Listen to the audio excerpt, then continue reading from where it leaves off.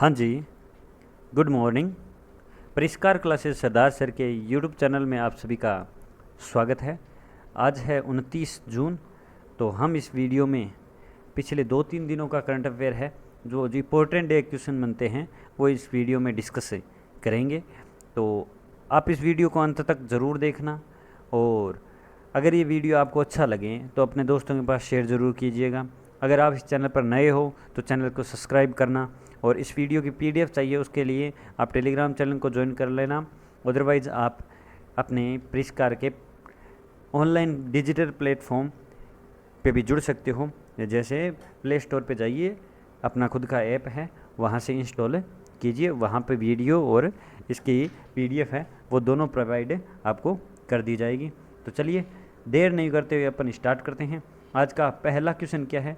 तो आज का पहला क्वेश्चन है, हाल ही में किसने VLSRSAM सतह से हवा में मार करने वाली मिसाइल का सफल परीक्षण किया है? तो इसने सफल परीक्षण किसने किया है? तो VLSRSAM इसका सफल परीक्षण है वो अपने भारत ने किया है। किसने किया है? भारत ने सफल परीक्षण है वो किया है। अब भारत ने किया है और कहाँ पर किया है? तो ये ओडिशा तट पर किया है। कहाँ? ओडिशा में किया है, और ओडिशा के चांदीपुर में किया है। कहाँ पर? ओडिशा के चांदीपुर में किया है। और कब किया है? तो ये 24 जून को किया है। कब? 24 जून को किया गया है। और किसके द्वारा किया गया है? तो DRDO के द्वारा किया गया है। DRDO मतलब डिफेंस रिसर्च ऑर्गेनाइजेशन। ठीक है, चलिए नेक्स्ट। हाल ही में G20 शिखर सम्मेलन की मेज़बानी कौन करेगा? तो G20 शिखर सम्मेलन की मेज़बानी है वो जम्मू कश्मीर के द्वारा की जाएगी। किसके द्वारा?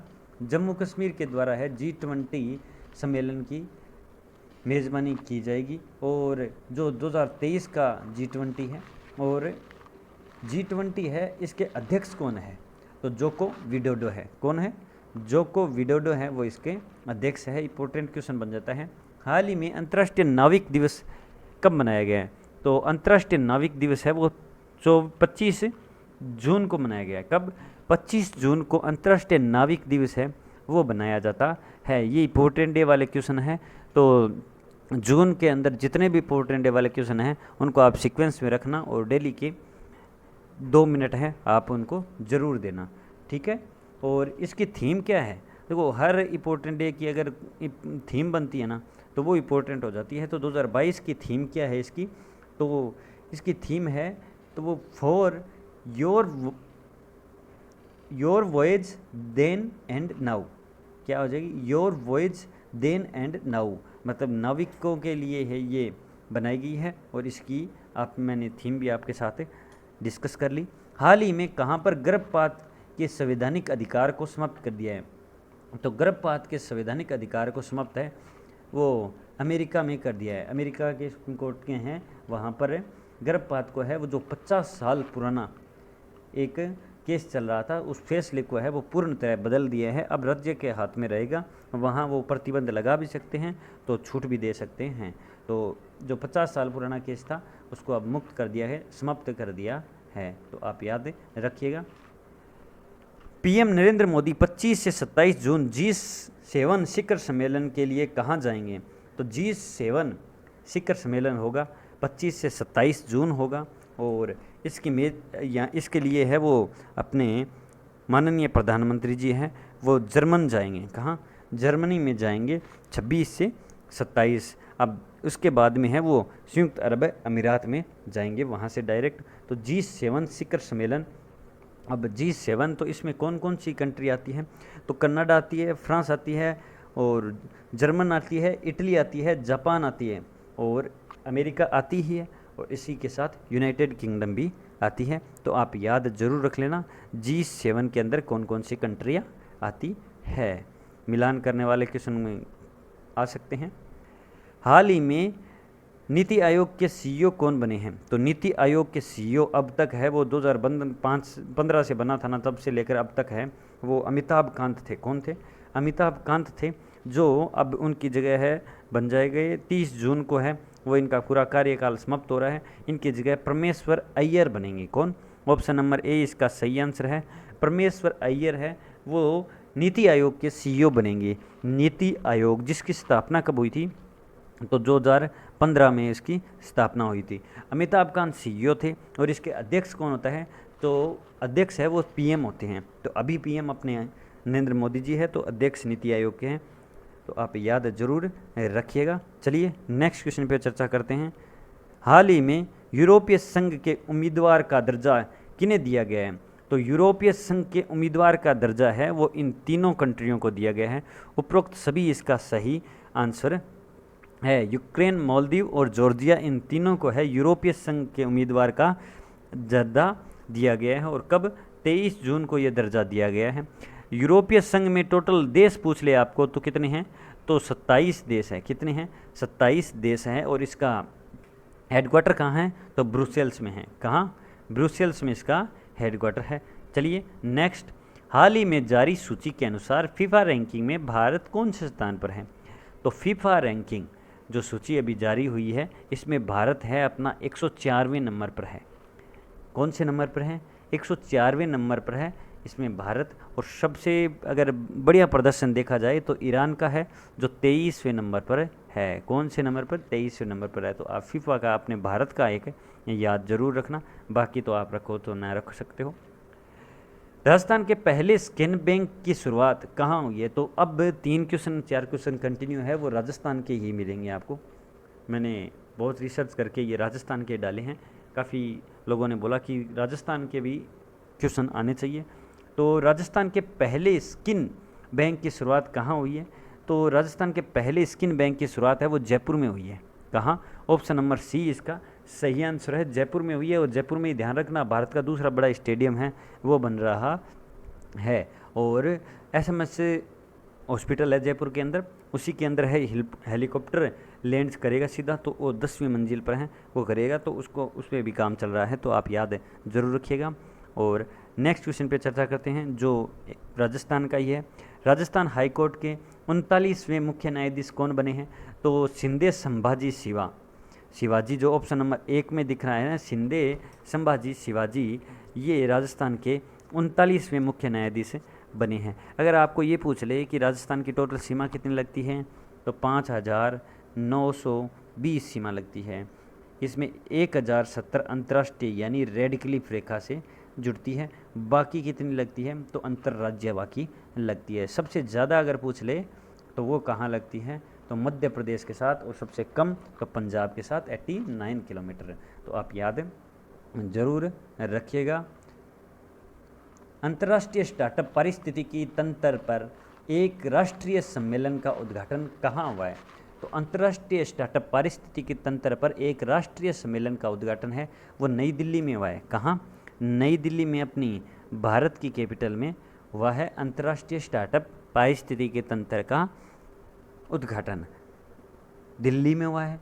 तो चलिए अपन थोड़ा दिल्ली के बारे में चर्चा करते हैं। सीएम आप सबको पता है, और वृक्षारोपण नीति लागू करने वाला ये पहला राज्य है, और स्वयं का इसका बोर्ड है। और भारत की ड्राइवरलेस मेट्रो का संचालन भी दिल्ली में ही हुआ है। रेड लाइट ऑन गाड़ियों अभियान भी पर्यावरण को बचाने के लिए दिल्ली सरकार के द्वारा चलाया गया है। शिक्षा मंत्रालय द्वारा जारी पहली पीजीआई रिपोर्ट में कौन सा जिला शीर्ष पर रहा है, राजस्थान में। राजस्थान का कौन सा जिला है वो पीजीआई रिपोर्ट में शीर्ष पर रहा है, तो ये इंपॉर्टेंट क्वेश्चन हो जाता है। और शिक्षा मंत्रालय ने ये अपनी पहली रिपोर्ट है वो जारी की है, फर्स्ट रिपोर्ट जारी की है। और अपना राजस्थान का जो सीकर ज़िला है वो इसमें टॉप पर रहा है। हालांकि तीनों ही शीर्ष पे माने जा सकते हैं, लेकिन अगर ये तीनों एक साथ आ जाए ना तो सीकर माना जाएगा। सीकर, झुंझुनू और कोटा है वो, सॉरी सीकर, झुंझुनू, जयपुर है वो तीनों, ये तीनों डिस्ट्रिक्ट है ना वो टॉप पर रहे हैं, अच्छे प्रदर्शन में रहे हैं पीजीआई रिपोर्ट में, तो आप याद जरूर रखिएगा। हाल ही में किसके द्वारा ऑस्ट्रेलियाई वाणिज्यिक स्पेस पोर्ट से पहला रॉकेट लॉन्च हुआ है, तो आप याद जरूर देखिएगा कि ऑस्ट्रेलियाई वाणिज्यिक स्पेस पोर्ट से है वो पहला रॉकेट लॉन्च हो रहा है। और पहला रॉकेट लॉन्च है वो किसके द्वारा किया जा रहा है, तो पहला रॉकेट लॉन्च है वो नासा के द्वारा किया जा रहा है। कि हाँ, नासा के द्वारा है वो रॉकेट है वो लॉन्च किया जा रहा है। National aeronautics and space administration जो क्या है, नासा की पूरी फुल फॉर्म बताई है, जिसकी स्थापना होती है 29 जुलाई, यानी आज से ठीक एक महीने बाद इसकी स्थापना होगी, सिर्फ तारीख में, ईयर नहीं होगा, 1958 को। तो उस दिन भी आपको ये सामने क्वेश्चन आपके सामने ज़रूर आएगा, तो आप याद ज़रूर रखिएगा। और हेडक्वार्टर कहाँ है, तो वाशिंगटन डीसी में इसका हेडक्वार्टर है, किसका, नासा का। भारत के पूर्व राष्ट्रपति एपीजे अब्दुल कलाम की पुण्यतिथि कब मनाई गई है, तो भारत के पूर्व राष्ट्रपति एपीजे अब्दुल कलाम की पुण्यतिथि है वो 28 जून को मनाई गई है, जो 7वें राष्ट्रपति थे और ये सबसे महान राष्ट्रपति रहे हुए हैं, जिन्हें मिसाइल मैन के नाम से भी जाना जाता है। आप सब लोग इन्हें जानते ही होंगे। और ये अपने इनकी एक खास बात यह है कि जो सरकारी सेवा मिलती थी इन राष्ट्रपति को, सारी सुविधाएं दी जाती थी, लेकिन इनका यही मानना था, इन्होंने कहा कि मैं मेरा पूरा ड्यूटी से जाऊंगा, ड्यूटी पे आऊंगा, लेकिन जितनी भी सुविधा मिलती है वो मेरे परिवार को नहीं मिलनी चाहिए, वो नॉर्मल ज़िंदगी जीने चाहिए।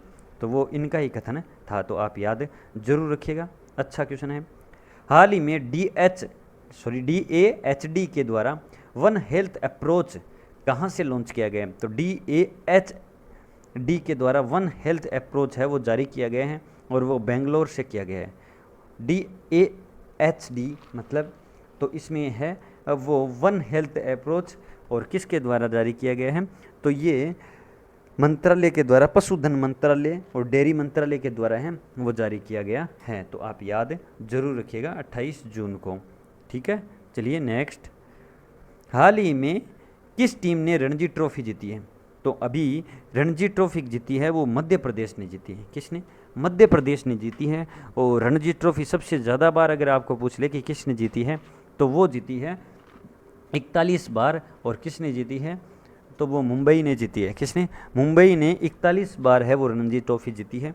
अब ये जो मैच है वो कहाँ खेला गया था, तो बेंगलुरु के चिन्ना स्वामी स्टेडियम में खेला गया था। कहाँ, बेंगलुरु के चिन्ना स्वामी स्टेडियम में खेला गया था। तो आप याद रखना। अब मध्य प्रदेश, तो अपन थोड़ी सी मध्य प्रदेश के बारे में चर्चा करते हैं, जिसके सीएम शिवराज सिंह चौहान हैं। और कुशल श्रमिकों के लिए रोजगार सेतु योजना, एक जिला एक शिल्प अभियान, और नेशनल पार्क के मामले में ये पहले पायदान पर है।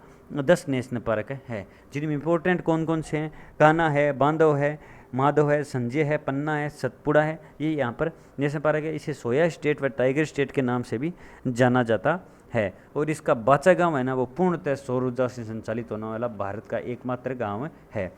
हाल ही में किस राज्य में मांसाहारी पौधों की दुर्लभ प्रजाति मिली है, तो मांसाहारी पौधों की दुर्लभ प्रजाति है वो कहाँ मिली है, तो वो मिली है उत्तराखंड में। कहाँ मिली है, उत्तराखंड में मांसाहारी पौधों की दुर्लभ प्रजाति है वो मिली है। और कहाँ मिली, उत्तराखंड में भी कहाँ पर, तो चामोली गांव में।